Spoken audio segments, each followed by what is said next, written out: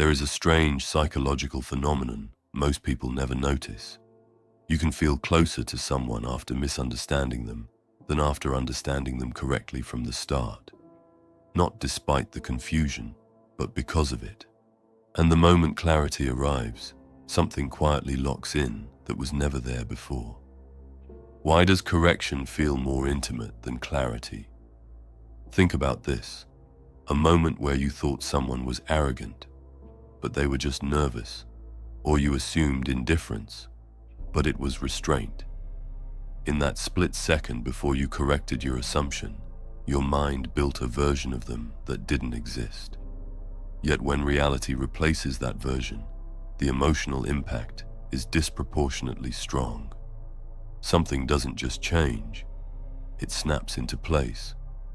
And that snap is what most people remember. Not the truth itself, but the transition from wrong to right. Most people believe connection is built through similarity, shared experience, or time spent together. The logic is simple. The more accurately you understand someone, the closer you feel to them. In this model, misunderstanding is treated as noise, a failure, a barrier to intimacy. So naturally, people assume clarity is the goal. Remove confusion, and connection improves. But that assumption misses something critical about how the brain actually assigns emotional weight.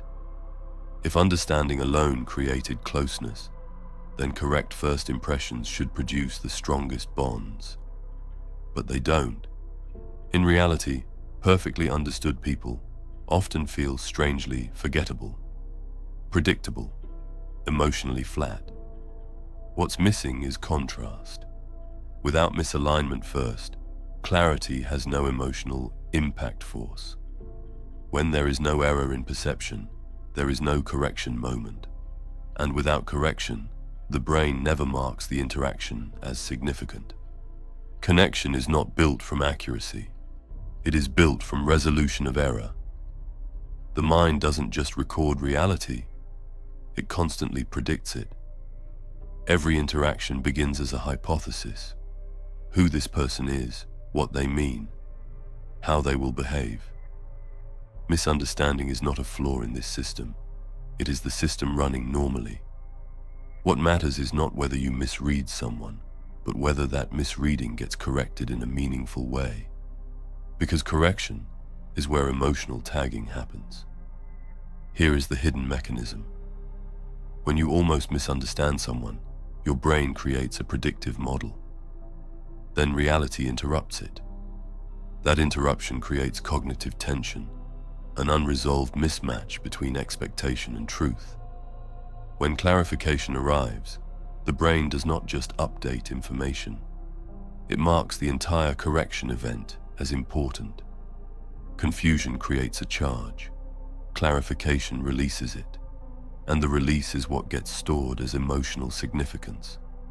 In simple terms, confusion builds pressure. Clarity releases pressure. The release becomes attachment. This is why certain conversations feel strangely memorable, even if nothing big was said. A moment where you thought someone was upset, but they were actually shy. A situation where you assumed rejection, but it was hesitation. A misunderstanding that resolved in real time. The emotional weight is not in the content. It is in the correction of perception. Your brain treats it like, I almost lost accuracy, and then I recovered it. That recovery feels like relief. And relief, when tied to a person, becomes emotional glue. The deepest truth is this. You don't bond most strongly with people you understand instantly. You bond with people who force your mind to update its understanding of them. Attachment spikes at the moment of reinterpretation.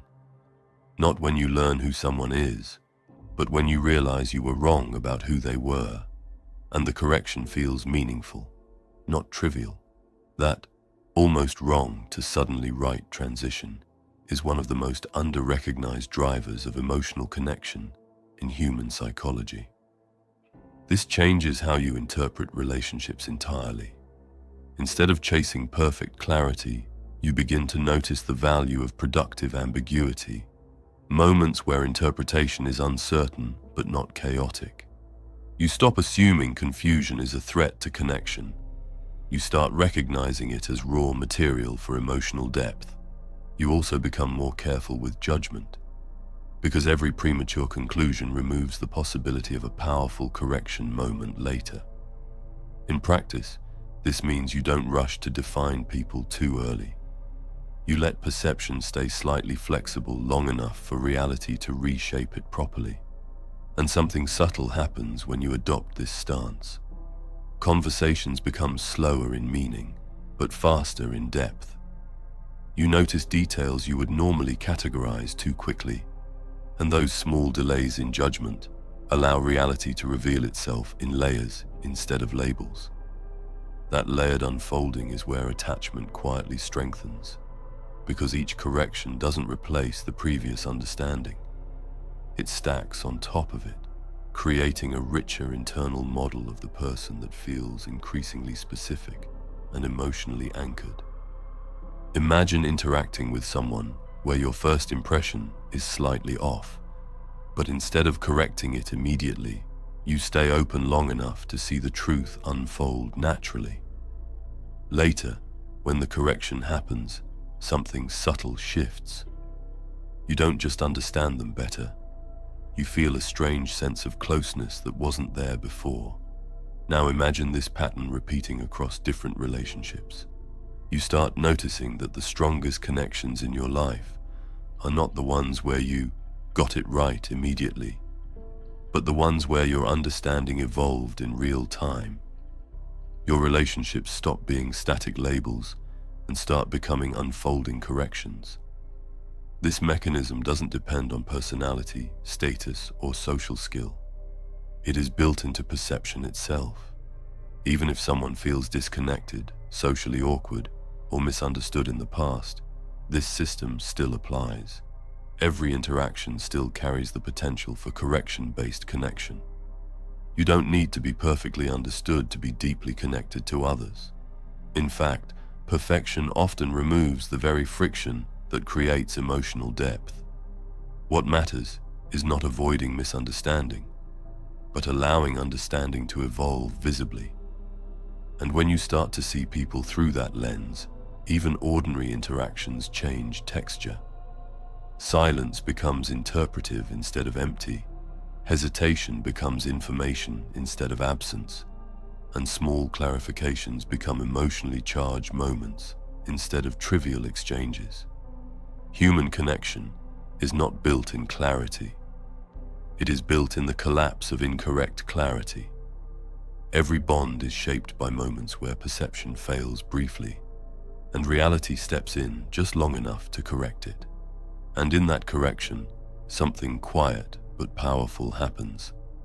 A person stops being an assumption